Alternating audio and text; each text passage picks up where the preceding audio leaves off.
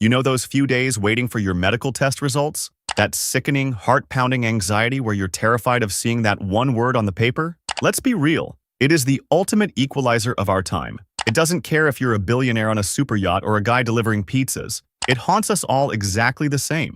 We all just assume it's our own fault, right? That it's the ultimate modern curse brought on by breathing city smog, eating processed junk, and drowning in stress. But today, I'm going to tell you a truth that will completely shatter how you see your own body. This isn't a modern disease at all. In fact, you only get it because you actually won the ultimate game of evolution. We usually think cancer is a man-made demon born the minute we built the first smokestack during the Industrial Revolution. After all, our great-grandparents didn't seem to die from it nearly as much. But that is a massive, collective illusion. Let's rewind the clock 2,000 years. When archaeologists slid an ancient Egyptian mummy into a modern CT scanner, the images made their blood run cold. This ancient, silent corpse was riddled with prostate tumors. Let's go back even further. In South Africa, they unearthed a toe bone from an early human ancestor who walked the earth 1.7 million years ago. Etched right into that ancient bone were the unmistakable jagged scars of an osteosarcoma. Even the dinosaurs couldn't escape it.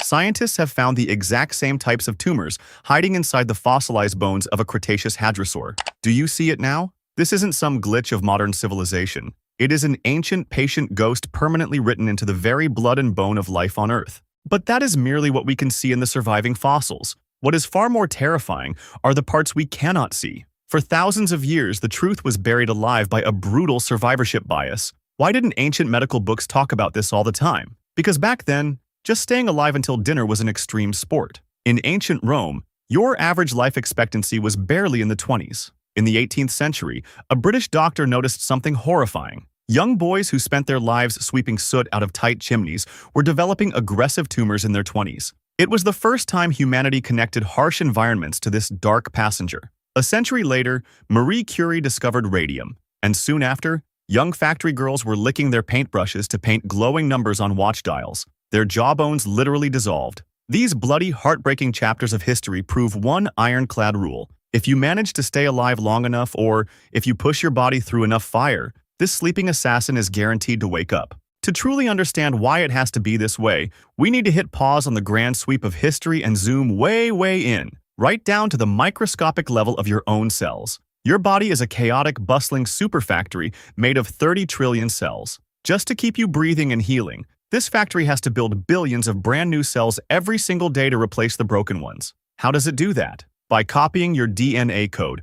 Imagine, I told you to hand copy an entire encyclopedia perfectly every single day. Could you do it without making a single typo? Absolutely impossible. When a cell makes a typo, that's a mutation. Almost always, your body's security guards catch the typo and throw it in the trash. But eventually, just once, a clever little typo sneaks past the guards. It realizes it doesn't have to die. It can just keep copying itself forever, stealing all the resources it wants. It's not an invading alien monster, it is just the inevitable mathematical byproduct of a system desperately trying to keep you renewed and alive. So, if that is the fundamental rule of the game, were people in the past just better off than we are? The answer is yes, but definitely not for the reason you think. People in the past didn't get it as much simply because they died before their body's factory warranty expired. Nature designed us to last maybe 40 years, just long enough to pass on our genes. After that, evolution honestly doesn't care what happens to you. Modern medicine has forcefully dragged our lifespans to 80 years and beyond.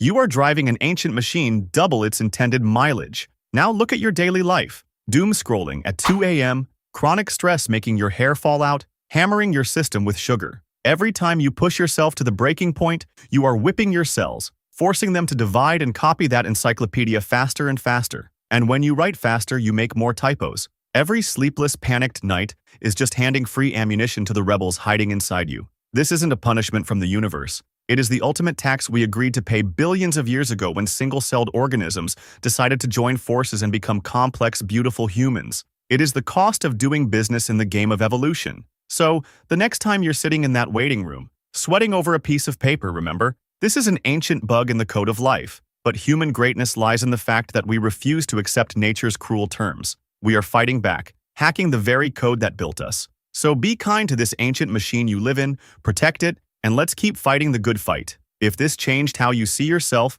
hit that like and subscribe button, and I'll see you in the next story.